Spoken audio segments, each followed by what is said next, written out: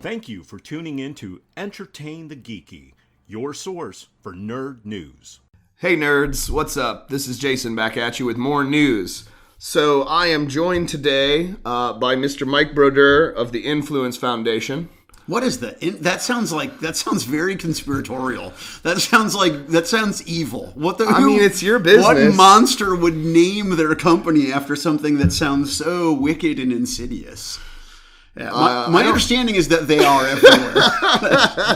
Their slogan is "We are everywhere." We are everywhere. Actually, so the Influence Foundation is actually... So, yes, that is the legal name of my business. Now, my website is goinfo.org. But basically, the Influence Foundation, they pay me. So, when your favorite NASCAR is looping around the track and you keep seeing tide, sure. tide. Okay, that's what the Influence Foundation is, man.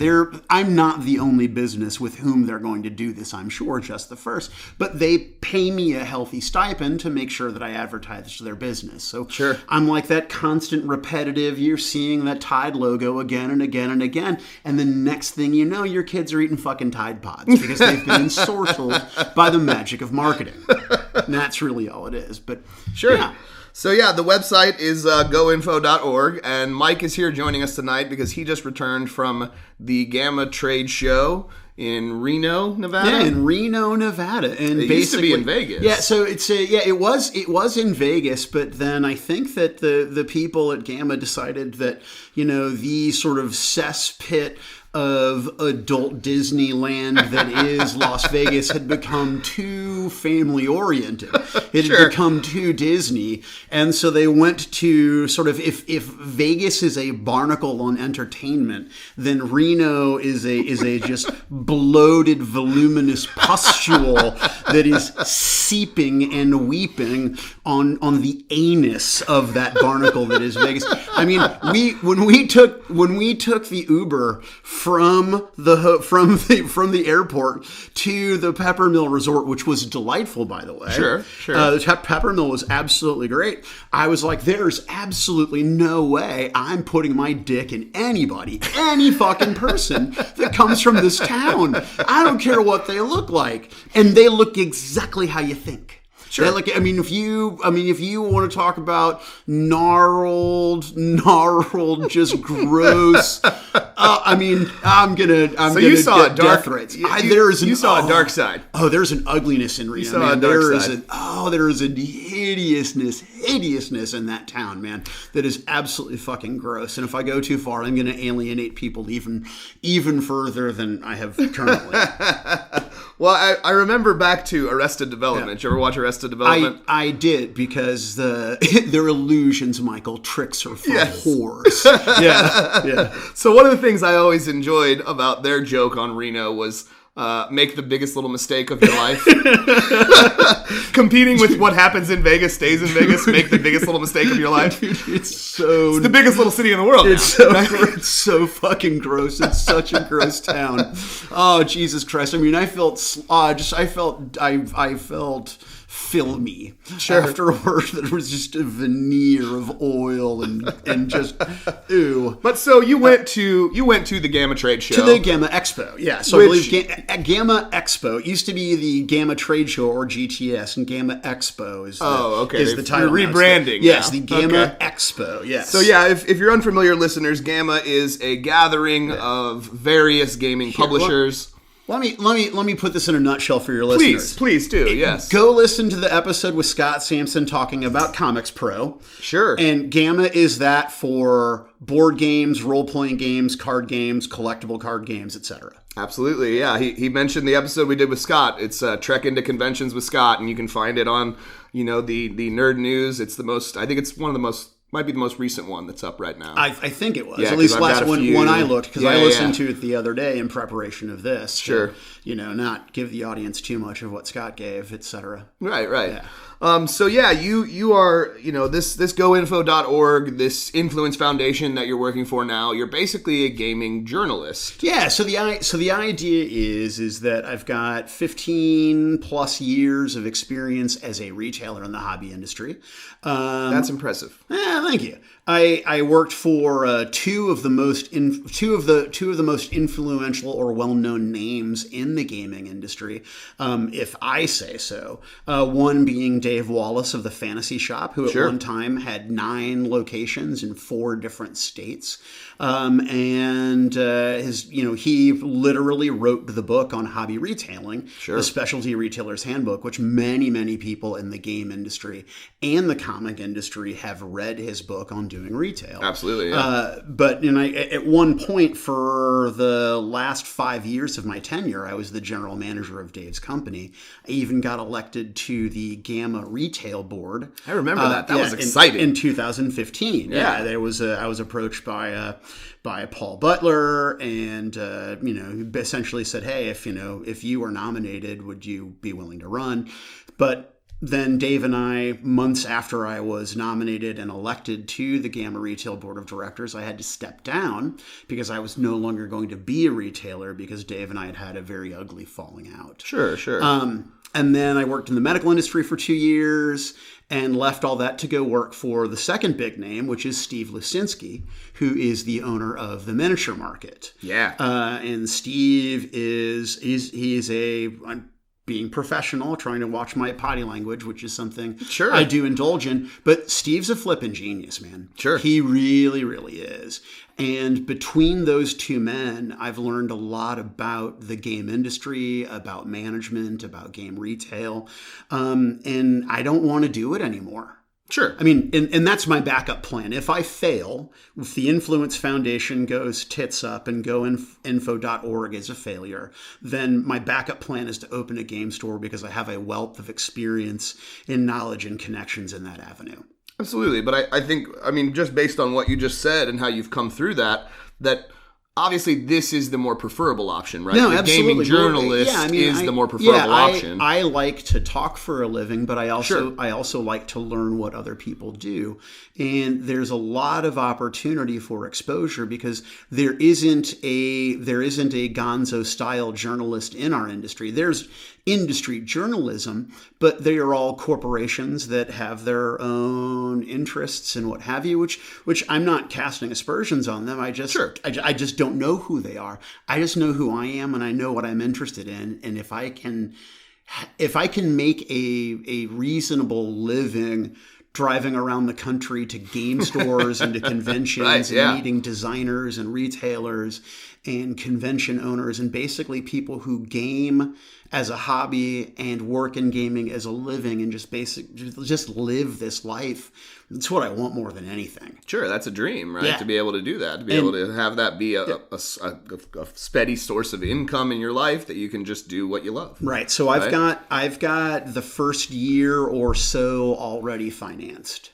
That's amazing. But my website's getting ready to launch very, very soon. I mean, I have a website up, but I haven't. We talked about it on a previous episode. Yeah. You can go there. There wasn't much there. Yeah. But yeah, you're on the cusp of having content available for your listeners. Yeah. So essentially, I've got a bunch of stingers that I had at GAMA. One of the things that I did.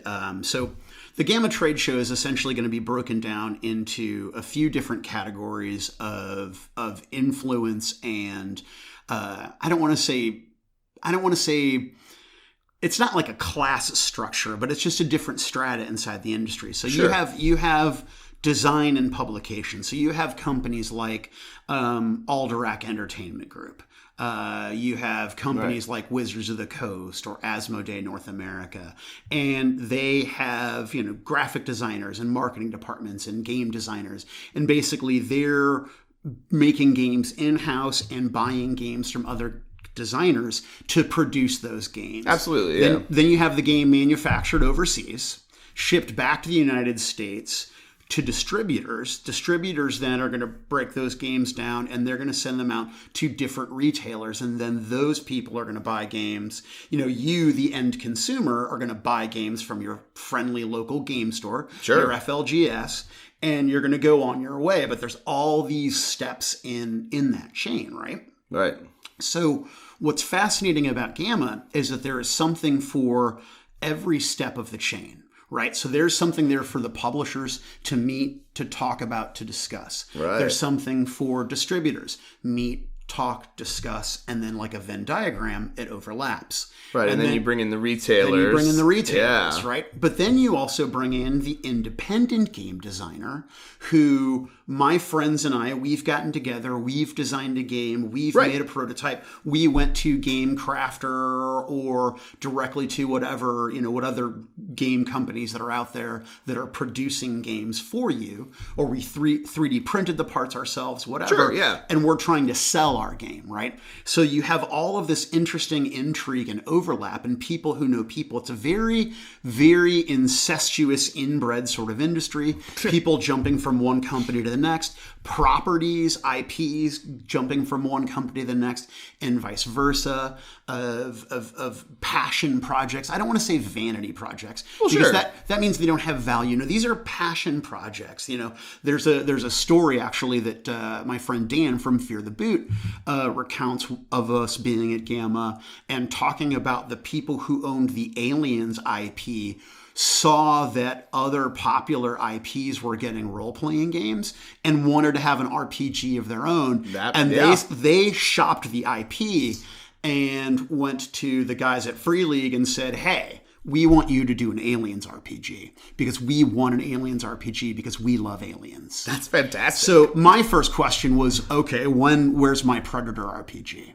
Well, that's true. Because I know I'm going to get my Colonial Marine supplement for my Aliens RPG. Of course. But what I need... I don't want to play as Xenomorphs. I want to play as the Marines. No. That's what I want is that I want to have my RPG, right? And I'm going to sit down at basically 3 different conference tables, and I'm going to have an Alien room, a Predator room, and a Colonial Marines room, and it's going to be a triple blind RPG game, right? Where I control the flow of information to all sides. That is fantastic. And you're going to have the Predator, one player, which should probably be Dan or my brother because they're fucking wicked brilliant.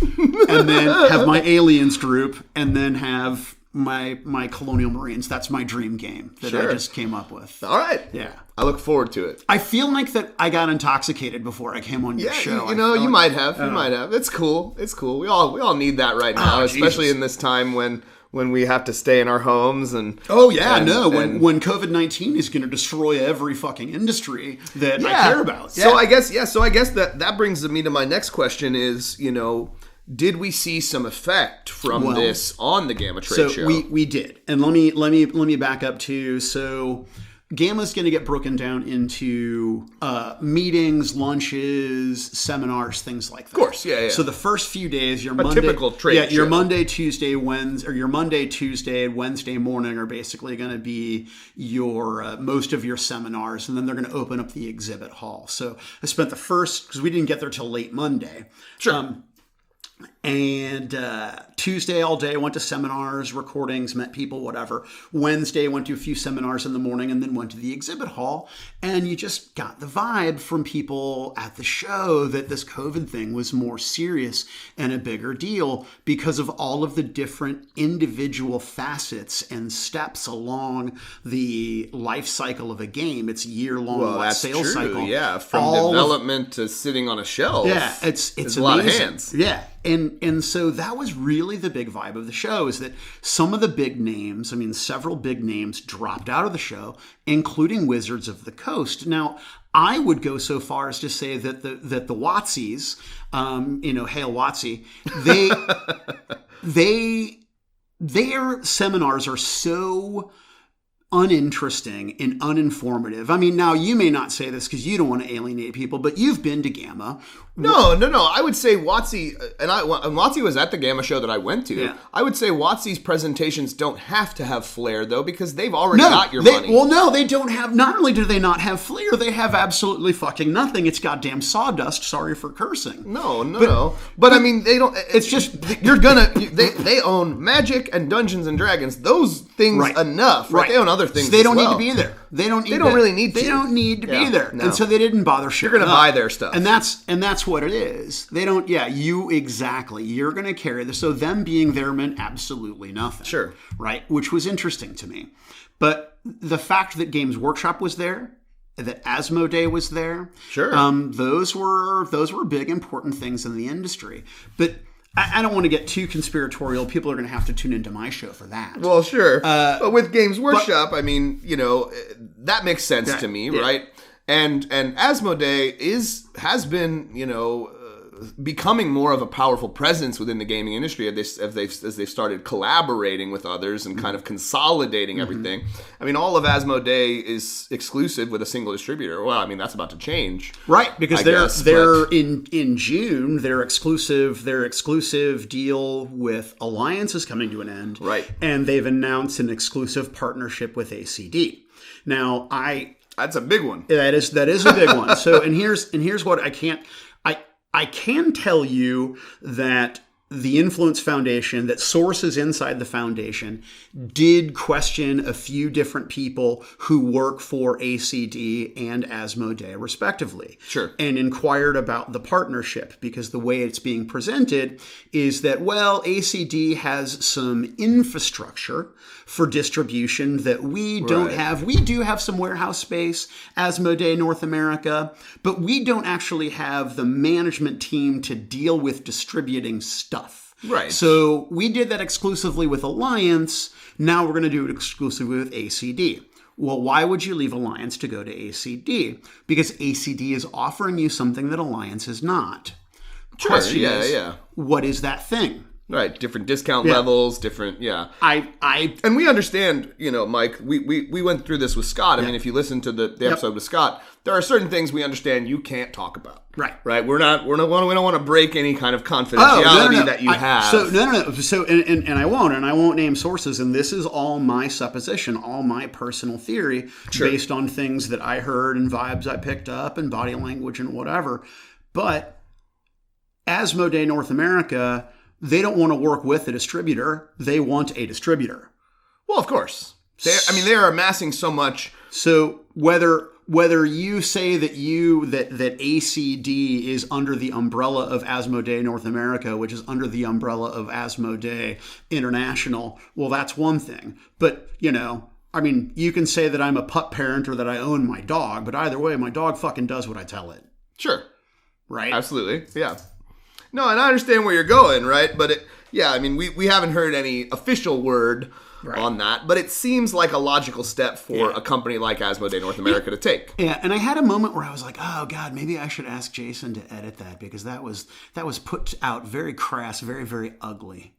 No, I don't think so. Well, I think you kept to, it's something you're putting together on your own. Right. It's not something you've confirmed. Sure. No, it is not anything that I've confirmed, but now that's that again, and I'm not going to go through the whole conspiracy. Sure. But there are three elements to the conspiracy, and that is that's the Games Workshop, the Workshop of Games, Asmodee, and Wizards of the Coast, the WotCs. Right. Hail WotC. Hail WotC. Yeah. So, getting back to the show, though, obviously some companies were not there, and we think, some companies probably don't have to be, or they are worried about COVID-19. Right. We don't want to add to any kind of hysteria or misinformation. We want to talk about what the impact we have seen is. Attendance, I'm sure. Yeah. In fact, if you just look up me, Mike Brodeur, Brodeur on Facebook, and you look at my background picture, not my little whatever avatar profile picture thing is, but the background, it's a picture of GAMA, in the final few hours of the exhibit hall being open Thursday afternoon, and it is vacant. Yeah, I remember when I was there, and that was only a few years ago. We waited in line long lines Right. to deal with. I mean, I got to meet Kevin Eastman at that show, and Kevin Wilson, who helped design Descent and was working on, at that time, the TMNT Out of the Shadows board game, with a collaboration with Kevin Eastman from the comic he's doing currently for IDW Publishing. So that was a really cool thing. But I waited in line for like an hour because I had a comic book, a Turtles comic book that I wanted Kevin Eastman to sign. I can't imagine going into a show and seeing the picture I've seen where no one. There's no one there. I stumbled into some conversations because the industry is really interesting, and it is in some ways financially it is bigger. There's more money in it than people think. At least that's the perception that I have, which is probably incorrect. But I feel like that there's some people have some money in the industry. They're few and far between, but they're out there, right? They're your sort of industry 1%ers, of course, your Bilderbergs, if you will. But the industry is also much smaller in a lot of ways. A lot of companies, Secret Weapon, which does amazing bases and amazing paints, it's half a dozen people. It's half a dozen human beings. Sure. I stumbled into an interview with Dominic McDowell, I believe. Yeah, Dominic McDowell, who is the head of Cubicle 7. Oh, that's awesome. Which we just bullshit for a minute, but he was great. Oh, that's number 3. 2 F-bombs and a BS. I'm sorry. We had no. I mean, you're remembering him probably because the beginning of the show was just a whole slew. But we're gonna put an explicit rating on this one. It was a whole slew. No way. We'll play that back later for you. No, I didn't. I'm so you sorry. Did. Oh, it was a whole slew. You were just going. I'm just the pottiest of potty mouths. I'm the worst. It's okay. So again, we're gonna put an explicit rating on this so that people understand. Right on. Yeah. So anywho, I don't remember where it was. Oh, so I was just talking to people, and you could just walk right up to a table. I had to very rarely wait to converse with folks. Sure. But so they had the whole hall designed out, but then as exhibitors start dropping out and guests start dropping out, you have all the space. Well, so they spread the hall out. Right? Practicing their social distancing. Right. They spread the hall out to have, more space and social distancing and what have you, and fewer people, which then just adds to the impression that it is dead. Yeah, the derelict nature of the convention hall. That there's nobody there. Now, what was interesting is that the seminars that I went to were well attended. Okay. They really were. And the seminars that I went to, I found were very, very useful.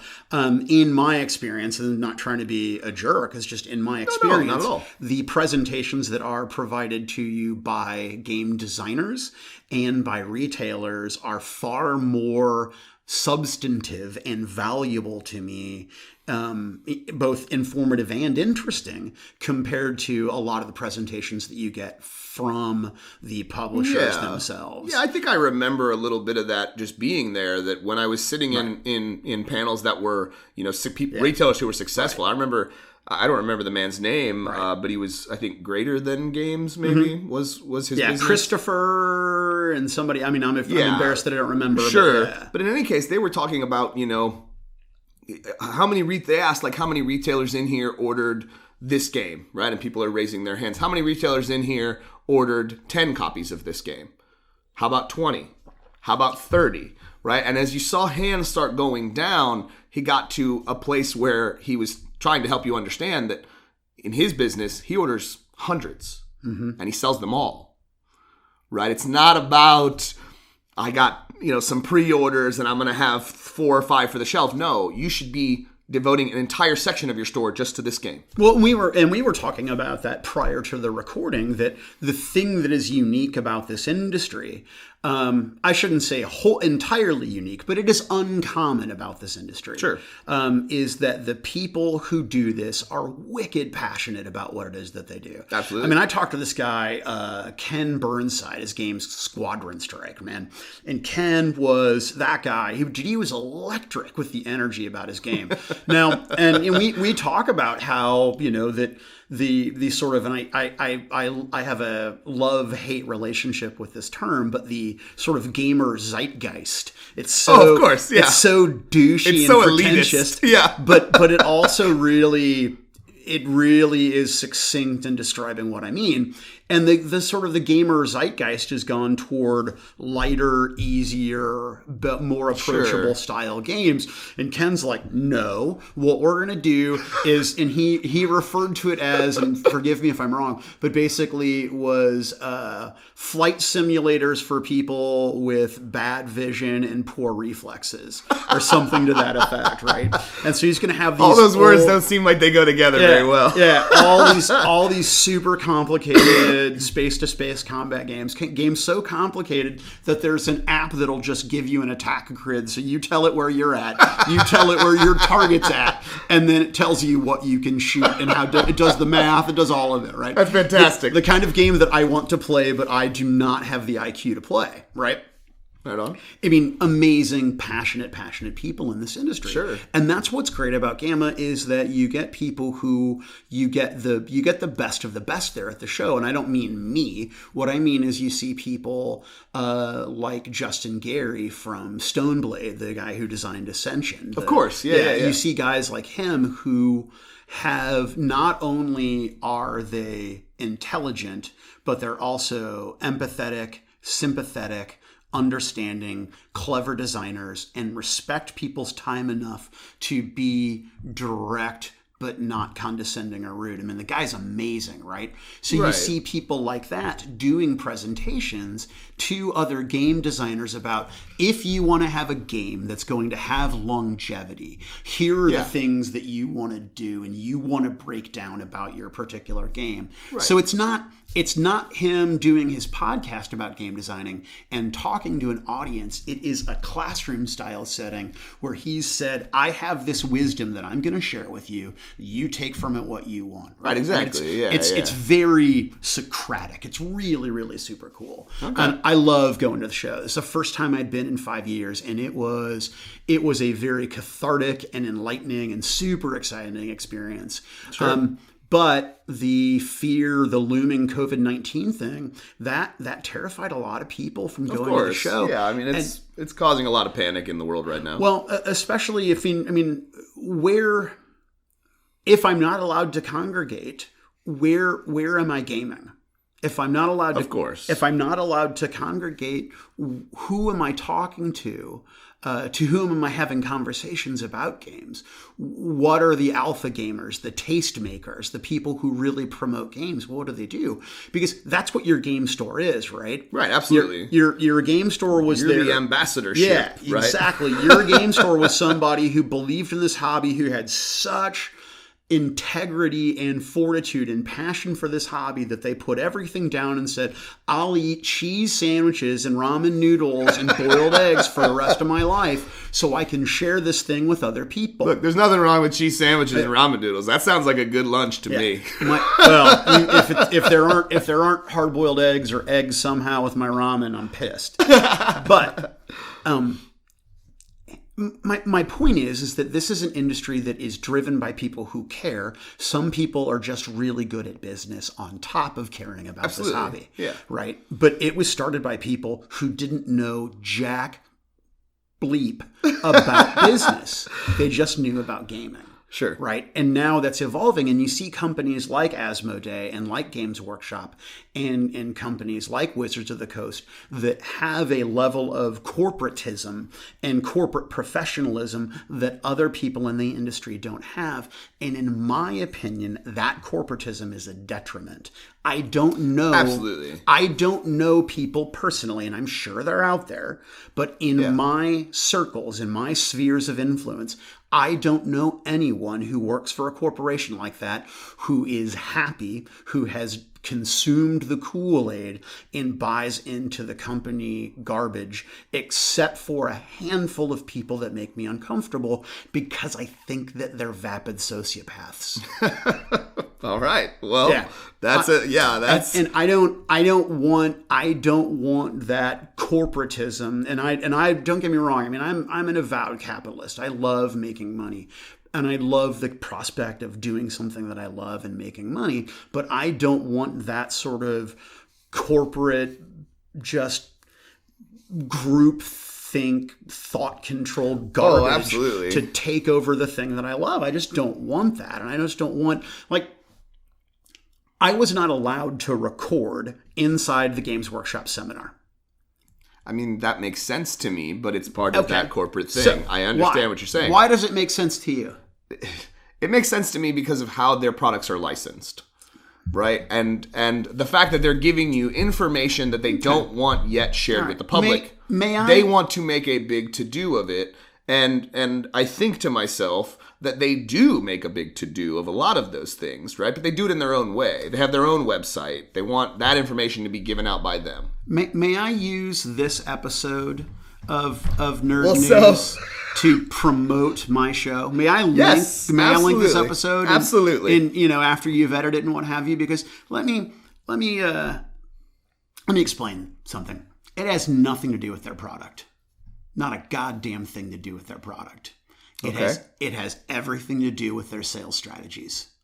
It has everything to do with the intellectual property of what product, what base product they use, what base display they use, what wizardry, sorcery, alchemy, witchcraft, marketing, whatever you want to call it. Sure. Right? This is their patented formula for selling product. That's what they don't want people to see. They don't want you to see that, and they don't want you to hear the patented sales strategy ideas that they have. Well, so they basically don't want you to peek behind the curtain. Yes. But is that a bad thing? Based on how large their business is? I mean, they are one of the largest producers of games in, I would say, at least some parts of the world. Yes, but I mean, Warhammer's very popular in Europe. To me, it is folly.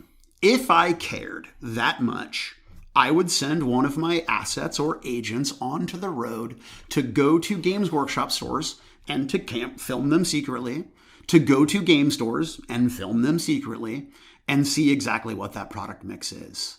Hiding it from a competitor at a trade show is foolish. Sure.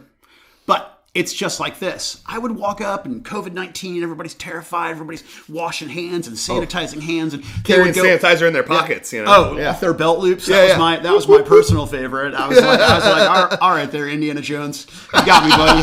You know, Indiana Jones. Yeah. Seriously, that Boy Scout's fucking prepared, right? So, that's number 4. I'm telling you, it's way worse than you think it is. So, I really tried, man. I'm so sorry. It's okay. But I think so. Just to kind of bring things around, right? We're running out of time. But How long is this show? So I try to keep it between 30 and 40 minutes. Oh, I'm a bloviator. I'm sorry. No. We're at 30 minutes. We're fine right now. Ooh. Yeah. But I guess just to bring it around to get, a little bit of information, right? Obviously, there's certain things you can't talk about, but did you see any kind of games that you're able to talk about that you really just think we should be looking out for come the next year? No.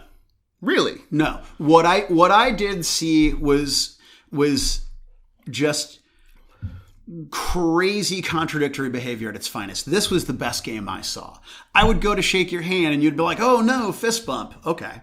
Or you'd say, oh no, bounce elbows. Okay. Or, oh no, let's do social distance. Oh, by the way, would you like my business card? Let me put my hand in my pocket with my keys and my business card holder and my lozenges and my condoms. Oh, and that handful of chips I took away from the table last night. Oh, and those coins and those couple dollars that fell out of that stripper's wadded fucking coos. All right.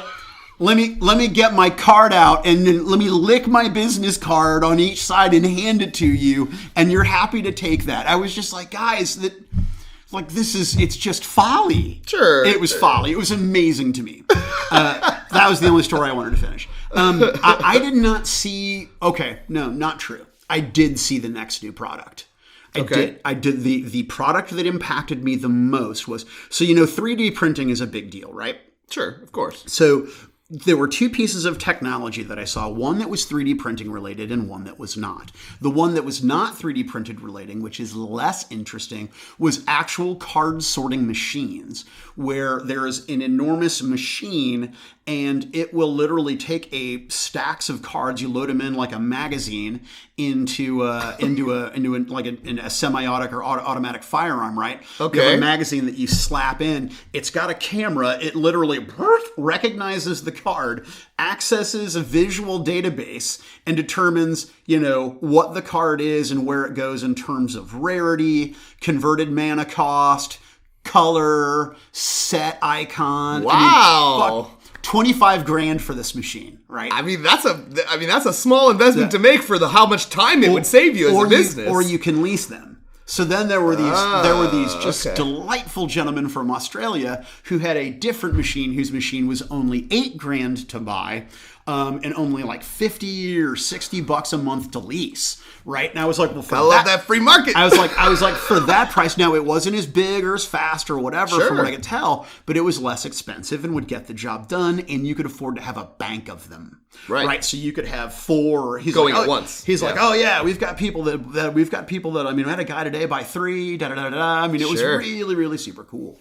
But that tech was interesting. But the other tech was, so you've got 3D filament printing, and then you've got resin printing with like UV curing. Right. Yeah. Which Absolutely. hardens. Yeah. And now companies like Hero Forge have started doing things like color 3D printing. Yeah. Which is remarkably cool. So Secret Weapon... Design your little miniature and they'll build it for you. Yeah. So Secret Weapon, who I mentioned earlier, has got a thing where they will take a big oval or round plastic base like you would see for a variety of games like Warhammer 40,000 or Age of Sigmar 2nd like Edition. The bike base. Or the bike base. The big oval They one. print them with like a lip or a little bit of a well so it can take resin. Then what they do is they print... You don't have to paint a darn thing. 3-dimensional, colored, textured bases. UV cure it, hard as a frickin' stone, beautifully colored and textured, better than I could sculpt or ever paint, that I'm just going to be able to buy that way.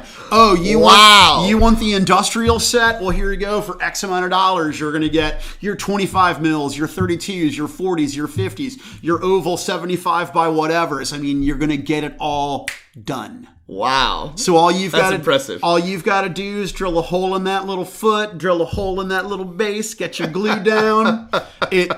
It's a game changer. Yeah. I mean, but I think 3D printing and that sort of tech, what Secret Weapon is doing, that's the future of miniature gaming. But I don't want to get into that because I know we don't have a lot of time. Sure. But here's the takeaway: is that COVID-19 has already canceled a number of big conventions. It has. The time of this recording, next weekend is Adepticon, which got canceled.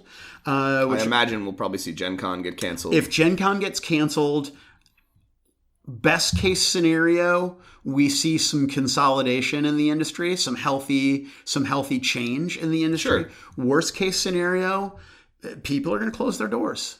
Sure. Because it is going to have a dramatic impact on the life cycle of a product.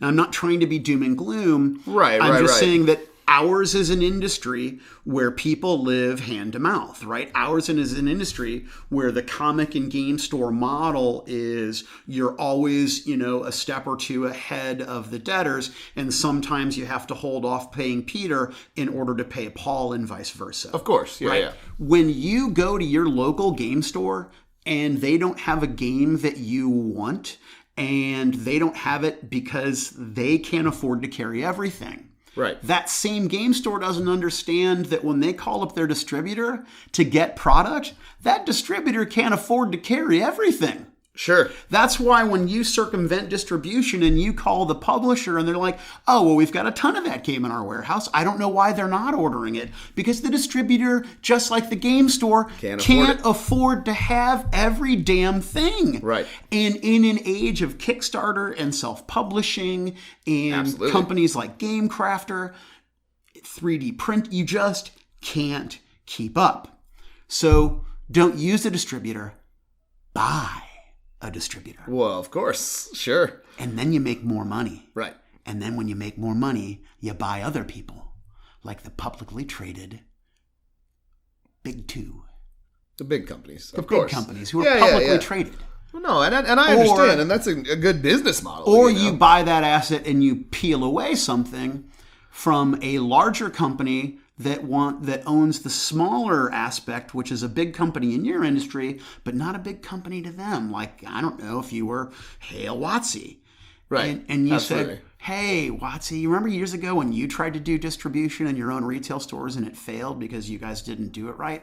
Well, now we're doing it right and we've got enough money to buy you. That's an interesting conspiracy, and I have no doubt that when you get content up, if everyone out there would go on over and check out goinfo.org, you can hear more of Mike's conspiracy theories about the gaming industry.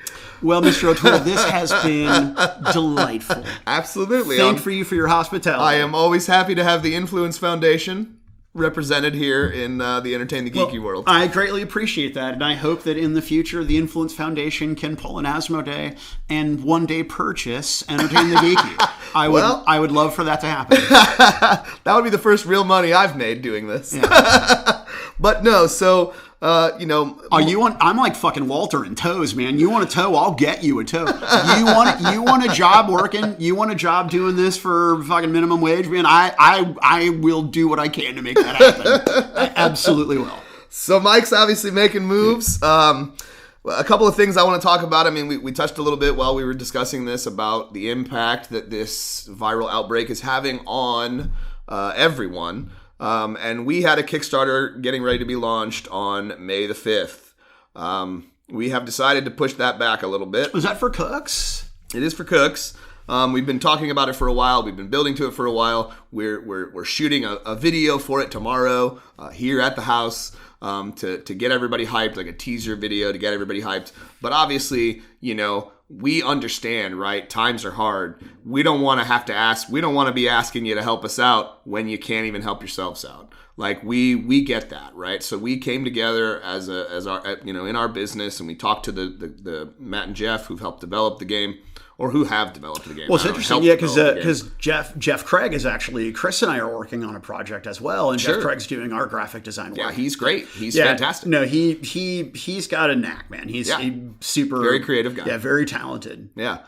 So we came together. We talked to them. We talked kind of as a group, and we're gonna redetermine a better time once we see where this crisis is going and how quickly we can get to a place where we feel more comfortable again going outside and being with our friends and doing those kinds of things. Until that time, though, we are still going to be preparing so that when that time comes, we're ready to go.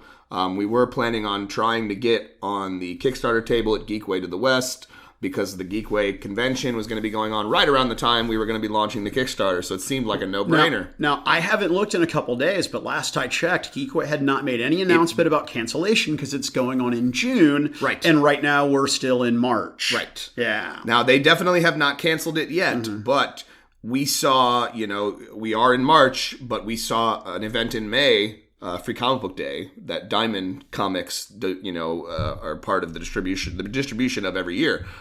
They're canceling it. They're pushing it back to later in the summer. They have not told us what a new date will be yet, but we do know as far as the first Saturday in May, it's not going down. So we might see it depends on how the situation goes over the next few weeks, right? If we will see an effect on further months out from May, right? But regardless, getting there, if they keep the convention going, if we don't hear any cancellations, we want to try to be there. But the question is, how many people out there would be there, right? To even want to go outside and be among everybody at a time like this. It just really depends on where we are. I am not. I don't want to get into that.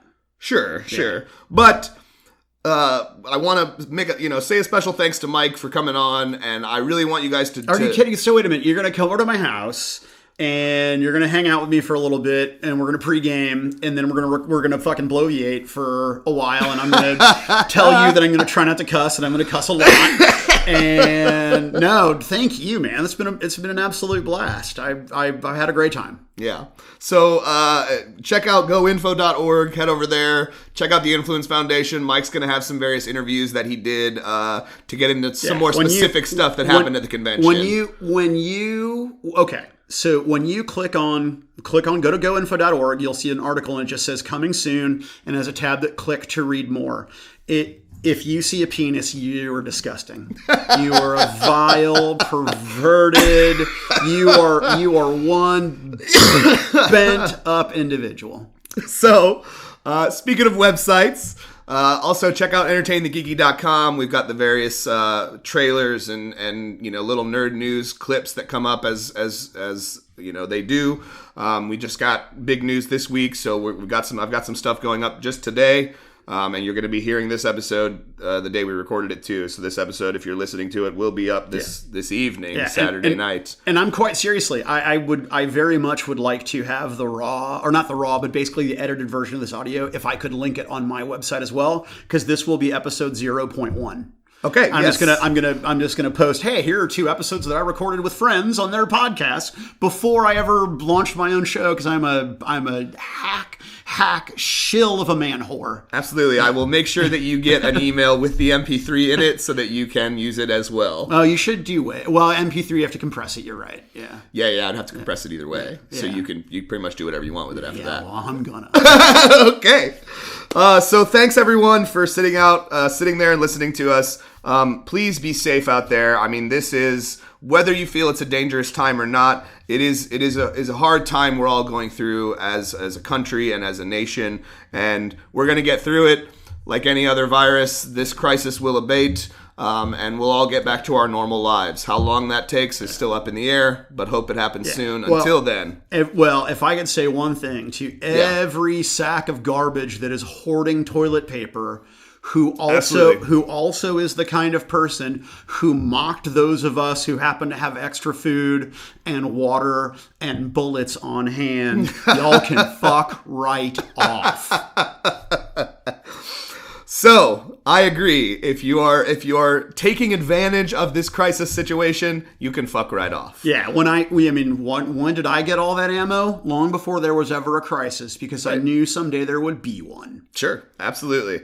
So I gotta take my meds. Thanks